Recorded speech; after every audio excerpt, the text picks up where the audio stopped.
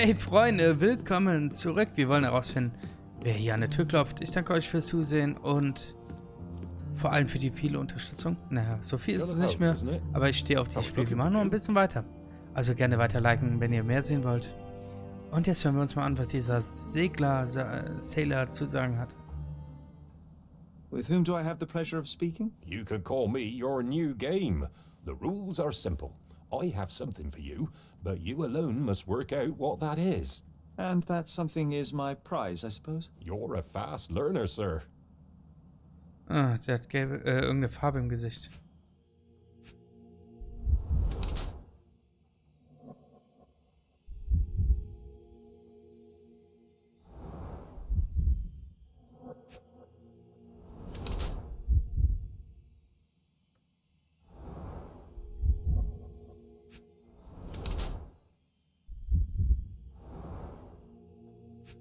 Brief.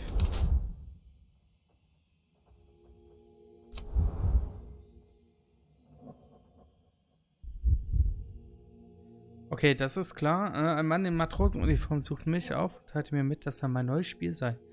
Bla bla bla. Keine Spuren regelmäßig körperlicher Arbeit, keine Schwielen, keine Hornhaut. Aufgrund der alten zerschlissenen Uniform, die er trägt, gehe ich davon aus, dass er noch als Matrose im Dienst ist. Naja, wenn er keine Schwielen und keine Hornhaut hat, dann arbeitet er nicht. Wenn er eine Uniform hat, die abgetragen ist, heißt es, er hat viel gemacht, viel gearbeitet. Ja, vermutlich nahegelegen, dass er aus irgendeiner Weise mit Kunstwelt zu tun hat. Der kleinen quadratische Objekte in der Tasche folge ich. Einen eigentlichen Grund für seinen Besuch daran besteht, mich zu einer Kunstausstellung einzuladen. Als Matrose verkleideter Mann. Ein Mann in Matrosenuniform suchte mich auf, bla bla, rosafarbene, verrät mir, dass der Mann mit der Kunstwelt zu tun hat. Seine schmalen Hände zeigen keine Spur regelmäßiger körperlicher Arbeit. Keine Schwielen, keine Hornhaut. Dies widerspricht jedoch seinem Auftreten als Matrose. Nur sehr wenige Künstler kennen meinen Namen oder wissen, wo sie mich finden können. Von daher ist Werner Vogel die naheliegendste Wahl für den Spielleiter angesichts des quadratischen Objektes in der Tasche des falschen Matrosen folgerichtig, dass er ein Angestellter von Mr. Vogels Kunstgalerie ist. Und der eigentliche Grund für seinen Besuch besteht darin, mir eine Einladung zu übergeben. Ja, das klingt deutlich besser. I cannot believe that Mr. Vogel has somehow successfully called my attention to his gallery. You're here with an invitation to visit it, obviously. My word, you are fast, Mr. Holmes. Could you explain how you came to that conclusion? Of course. Explanations are my favorite part of any conversation. Hands without any sign of regular physical activity in contradiction to one who would most usually wear such a uniform. The paint in your hair is pink. I don't know of any military service that paints their ships pink, unless they have launched a new fashionable fleet. A sailor with the soul of an artist? I would suggest rather a gallery employee disguised as a sailor to mislead me. How many artists on the island know where I live and of my passion for deduction? Werner Vogel is clearly at the top of the list. And you've been attempting to conceal something square-shaped within your pocket. An invitation, I suppose.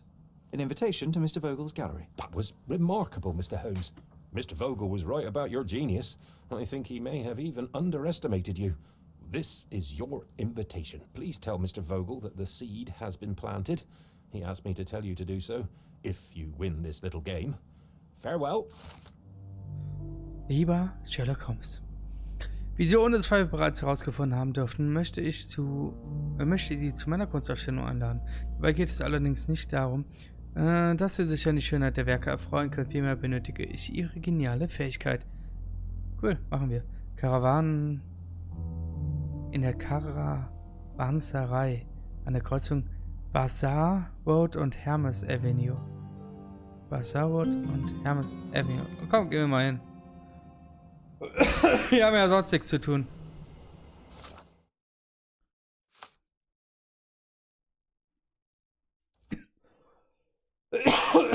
Ja, Leute.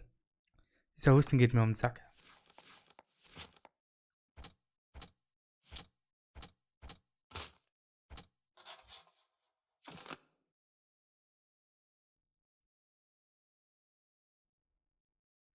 Oh nein.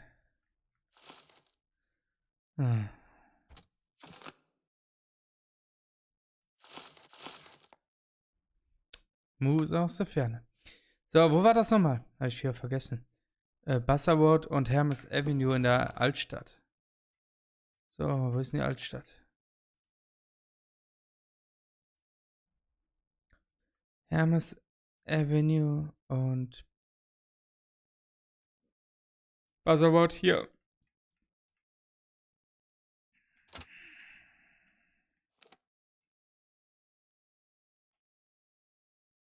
Geht ja schnell. Das finden wir schnell. Boah, dieses Spiel, das geht immer so schnell. So schnell. Du spielst so ein bisschen und zack, ist wieder vorbei. Gucken wir uns mal an. 5. Jahrhundert vor Christus entdeckt.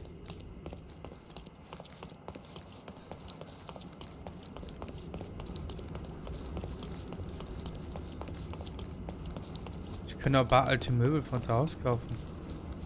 Oriental. Marhaba. It's a good day for a purchase. Sehe ich auch so.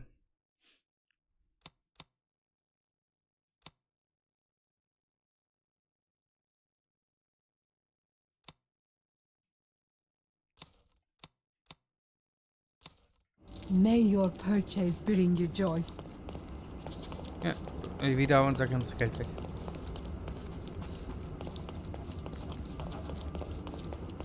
Ah.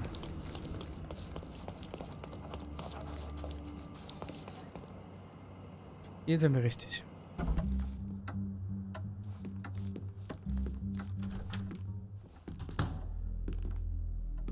Mr. Holmes, you came. Oh, how kind. Though now, of course, I realize it is because of my game, not the works on display. It needn't be one or the other. Your man's disguise was easily debunked, Mr. Vogel, but I shall admit that you planted in me the seed of curiosity. Ah, terrific. I had no doubt you'd put the pieces together. Let us call it an opening gambit before the real game begins. So, this little game of yours, what's it about? An enigma to solve. A locked area in the basement with no windows found brutally vandalized. I have no clue how it was possible. What about this intrusion? What happened? Last night, I was about to leave the gallery when I heard a noise downstairs. I went to the basement, but I didn't see anything out of the ordinary. It was admittedly a rudimentary inspection. It is not uncommon to get rats down there, so seeing nothing of note, I left and locked up the building. When I returned this morning, alas, I discovered that part of the exhibition had been torched, and there was no sign of the intruder. The mystery being, of course, that all the doors to the gallery were locked exactly as I left them. And the door to the basement is the only entrance? Correct. Tell me you're not intrigued. And this locked area downstairs, what exactly was it? The under gallery. It's always shut, and I'm the only one with the key. Ah, so this is your private collection, not part of the gallery. Oh, no. It's an exclusive exhibition of eccentric pieces. Only a select cadre of artists, investors, and collectors are admitted. Not everyone deserves to have their eyes opened. Well, this matter is certainly within my wheelhouse. This intrusion troubles me. Please take a look around if you're willing. The under gallery is through the door at the end. I will see what I see. I will see what I see.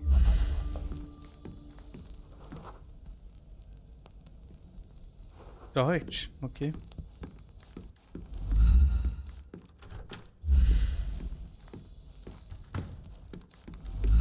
You sure you don't like art, Sherry? Ich bin auch nicht so der Künstler.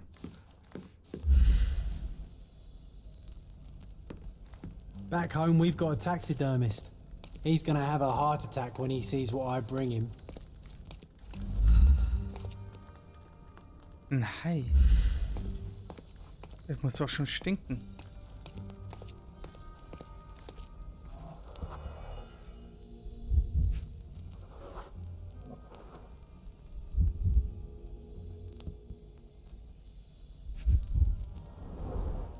A handprint of the thing from another world. But it looks fresh, and its coal origin ruins the effect of the extra mundane. Sherry, how about some company in that dreary chamber of yours? Leave my loneliness unbroken, John.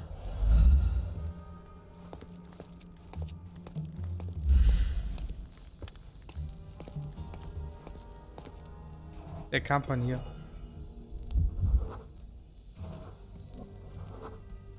The left step's length is shorter than the right.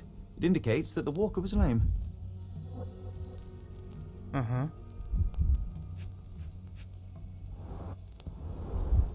Old and hasn't been used for a long time.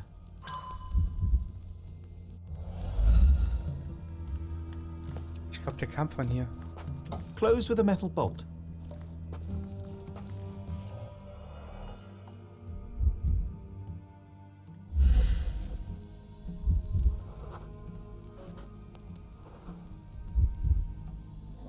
Frische Magnetspray, ne? Footprints. Size 9.5.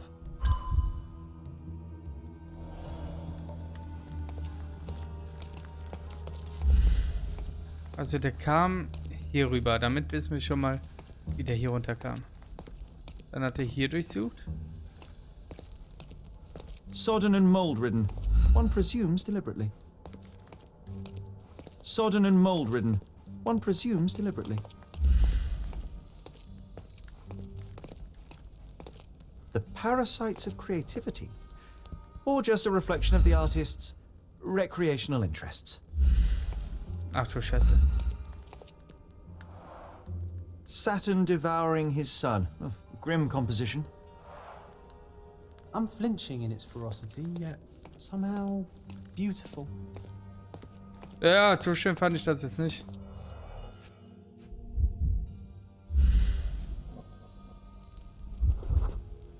Ugh, sheer vandalism. Only an ignorant person could do such a thing. Ein Bild wurde verbrannt.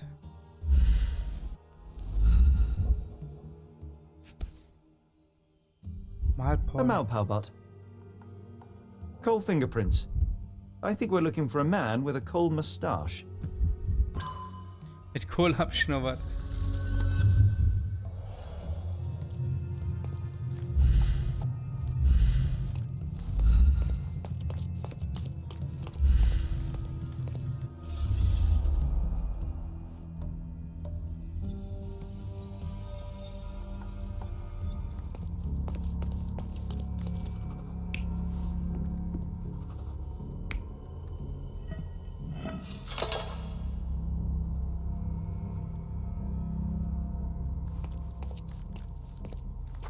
Stimmt, wenn nämlich er das gemacht hätte, würde es nicht erklären, woher die Metallspuren an der Tür kommen.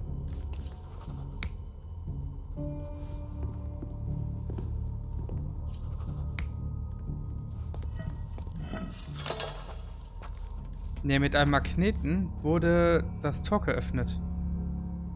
Mit dem Magneten ist er von hinten reingegangen, da wo die Kratzer sind, und hat damit den Riegel weggezogen.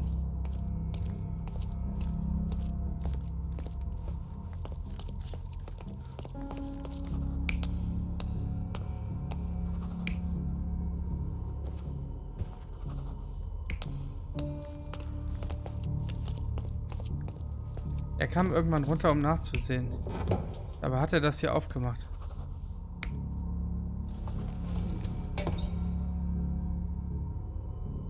Aber hat er sich dann da versteckt?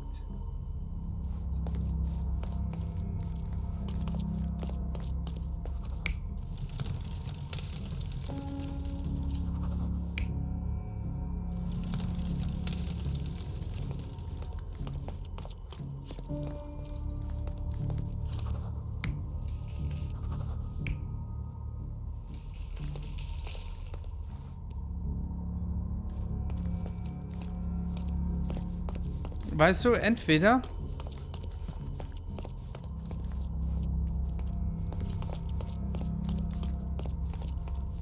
war das ein verdammt guter Dieb,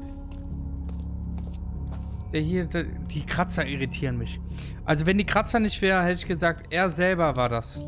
Er selber ist hingegangen und hat hier die Abdrücke gemacht.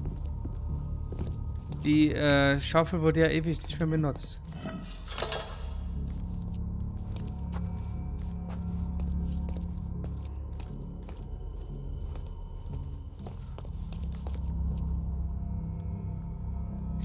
Da das Ding vor kurzem bewegt worden war und da ein Handabdruck ist, heißt es, schon mit hoher Wahrscheinlichkeit, dass das von innen geöffnet worden ist. Weil, siehst du, wenn er das von außen öffnet, ist da an der Stelle kein Handabdruck. Ich hab's. The intruder entered the basement through the coal chute. He used a magnet to open the hatch bolt. He accidentally pushed a shovel to the floor. Vogel heard the noise. At the sound of his approaching footsteps, the intruder hid inside the coffin. When Vogel entered the basement, he failed to notice anything strange and left without properly checking. The intruder waited until Vogel had left the caravanserai before burning the paintings in Wild's room, but the vandalism was a cover for the theft. Bin ich gut oder bin ich gut?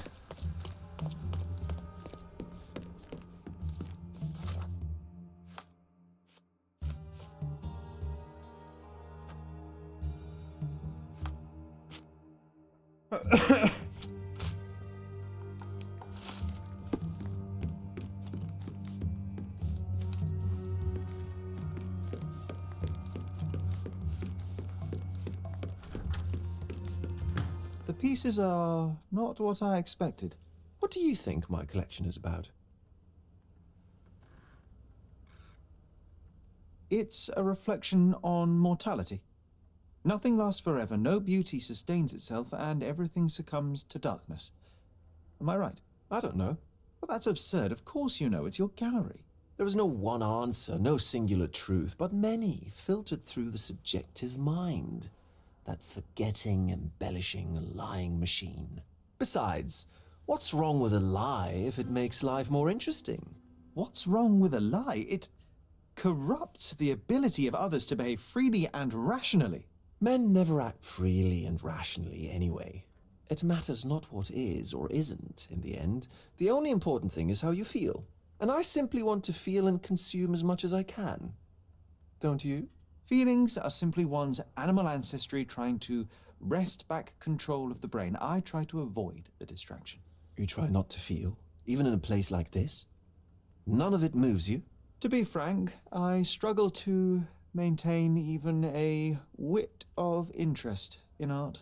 But Mr. Holmes, it is joy incarnate, mankind's greatest achievement. Mankind's highest achievement above all others is objective and rational thought. I see then why you dislike art, for it means whatever you want it to. Or perhaps, Mr. Vogel, I was lying. Aha. Mr. Vogel, I have confirmed that the intruder was an average-sized, flexible Malpal smoker with a limp. As it happens, the vandalism was a cover. The true intent was to steal a painting without your knowledge. The fact is, one of the pieces from the Wild Room is not in the wreckage. What? That is extraordinary. This thief was familiar with the gallery and he was sporting a limp. Do any of your clients or artists come to mind? My. Your attention to detail is remarkable, Mr. Holmes. I should introduce you to Bosch's works. Alas, I'm afraid I cannot suggest a culprit. The fire was a clever attempt to hide a stolen painting, even if it didn't fool me. I found the remnants of an empty frame in the pile of ashes. The canvas had been removed. Do you know which paintings in the Wild Room may have interested a thief? Were any particularly expensive? Those pieces belong to a well-known artist named Boniface Mercurio. They're controversial, but not of a notably high value. The intruder entered the basement through the coal chute. He used a magnet to open the latch and dislodged the shovel while doing so. That's the noise you heard yesterday. When you went downstairs to investigate, he hid in the coffin. It seems I should have checked the space more thoroughly. There's something more, is there not? I can see it in your eyes. Indeed. There is another intriguing angle. I recently received an anonymous offer for one of Mercurio's works. The sum was more than fair, and indeed could have saved Mercurio from his artistic poverty. But he declined it. Was it a performative whim? Some artists lionize pain and hardship as if their work would be worse after a meal and a hot bath. I cannot tell. But not only did he refuse the deal, he insisted on displaying the painting in the public space. I was hoping to change his mind, but artists are a special breed of stubborn. Das stimmt. So where can I find Boniface Mercurio? I know he lives somewhere in Old City, but couldn't be more specific. He's a prominent figure, so finding him shouldn't be a problem.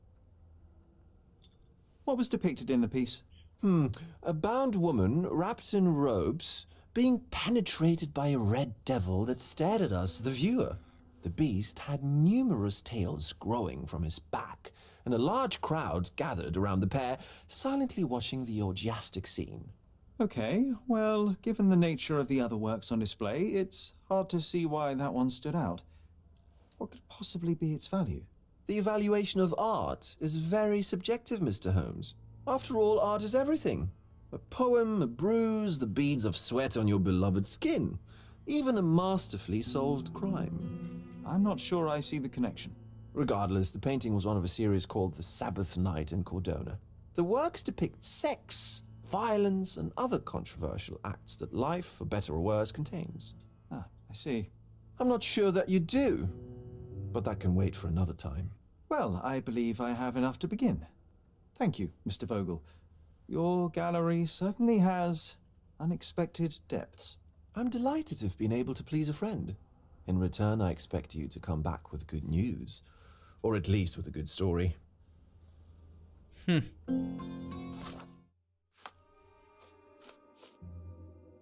Und deswegen gucken wir jetzt mal weiter. Das gestohlene Gemälde. Gemälde ist Teil eines Zyklus.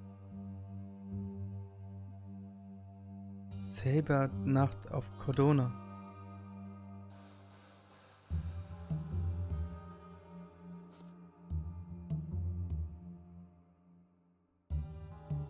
Suchen wir erstmal den. Bekannte Persönlichkeit. Dann weiß ich, wo wir Unterlagen von ihm finden.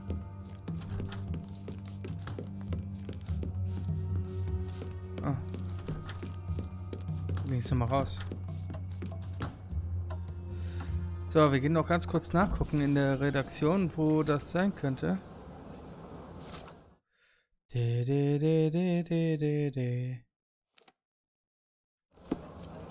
Oder schon hier?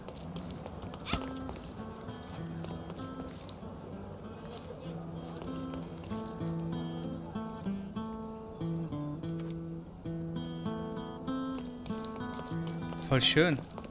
Der spielt richtig gut.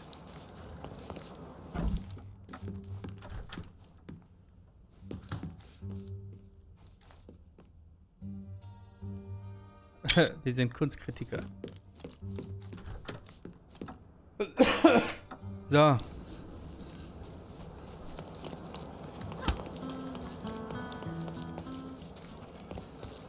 Bookstore.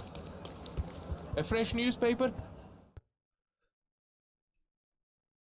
I wish you pleasant reading. Danke. So, und jetzt gucken wir mal hier. Also. Da müssen wir hin. Wenn er berühmt war, steht er in der Zeitung. Künstler stehen immer in der Zeitung.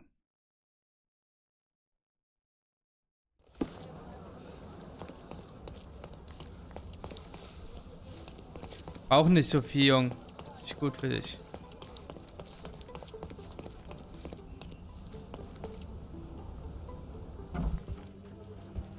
Mr. Holmes, I have something for you. Ist mir egal. Du willst doch nur wieder mit mir ins Bett. Also, wir wissen. Wir wissen den Stadtteil, es ist eine Altstadt. Prick. Interview. Das ist schon eine Titelseite. Und das ist prominent. Schlägerei bei Gemäldeverkauf. In der vergangenen Woche ereignete sich ein neuerlicher Skandal in den genannten höheren Künstlerkreise. Den Ausgang bildete die Verkaufsanstalt für Gemälde unter dem Namen Tanz der Dekadenz. Der Leiter eines Vertrags darin, der Löwe, machte gemütliche Zusammenkunft ein Jahresende, indem er einen Stuhl auf einen dicken geltenden Maler Boniface Mercurio schleuderte. Später zu Protokoll gab, tat er dies, weil Mercurio seinen Namen entehrt hat. An dieser Stelle möchten wir die werten Leserschaft daran erinnern, dass Mercurio mit Mrs. Turwick in einem Kaffeehaus gesehen worden war. Nach dem Stuhlwurf sprang der Orchesterdirigent Kurt Gallagher seinem Freund Mr. Mercury zur Seite, indem er auf ein Gemälde auf Mr. Turwick einschlug. Okay. Dafür begann eine große Handgemenge, bla bla bla, zahlreich Tritte, Polizei, Schlägerei, Gewahrsam genommen.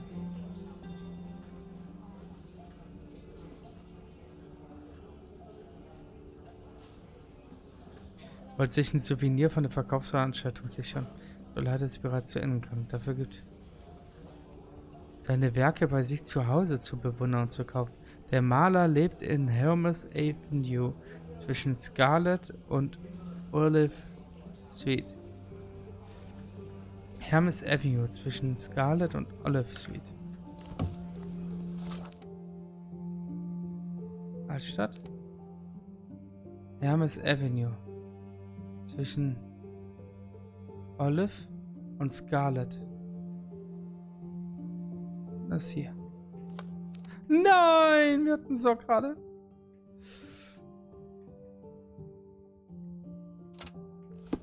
Gut, jetzt wissen wir, wo er wohnt. Ach, Freunde, die Folge ist schon wieder vorbei. Das geht so schnell. Ich könnte das ewig an so einem Rätsel sitzen, ne? Sollen wir noch ganz kurz gucken? Sollen wir noch ganz kurz mal luren? Luren wir mal ganz kurz. Einmal luren wir noch rein. Schade ja nichts, hä? Schon mal das Rätsel ein bisschen aufheizen. Und dann, wenn es am spannendsten ist, dann beenden wir die Folge. Cliffhanger und so. So, gucken wir erstmal. Weg hier. Steht im Weg. Ihr Rotzbengel. So, also hier soll er irgendwo wohnen.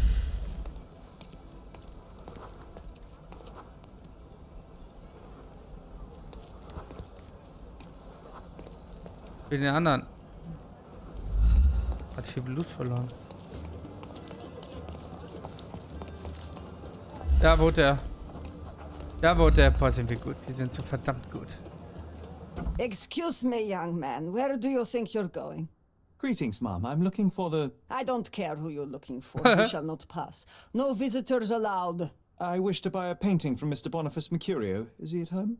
Dearie, tell me, because old age has made me blind. Did someone write Information Bureau on my forehead? Because I'm not here to answer your questions. Entry is for residents only.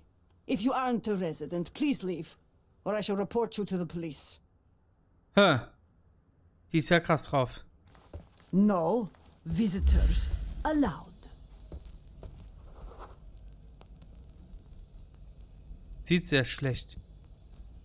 Okay, wir müssen also nur wissen, wie einer von den Angehörigen aussieht. Und dann verkleiden wir uns. Aber verkleiden werden wir uns in der nächsten Folge. Ich danke euch auf jeden Fall fürs Zusehen. Gerne liken, gerne abonnieren und bis zum nächsten Mal. Euer Toshi. Ciao.